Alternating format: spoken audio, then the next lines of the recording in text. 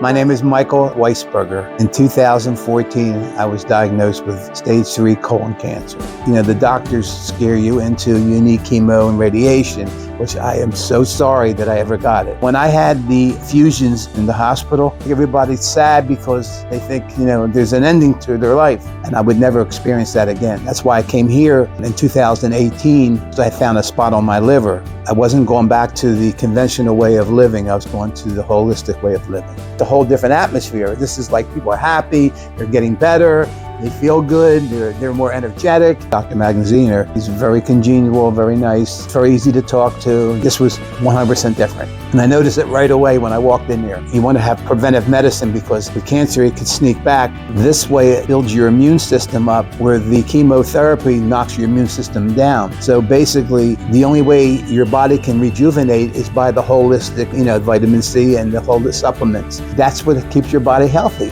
Since then, that's 5 years ago, my markers, my blood tests have been perfect and have been healthy ever since. And I'm 76 years old. I believe that the way of the future is holistic. And I've told a lot of people, I say, you can't go wrong. It's impossible to go wrong because your body is looking for something like this.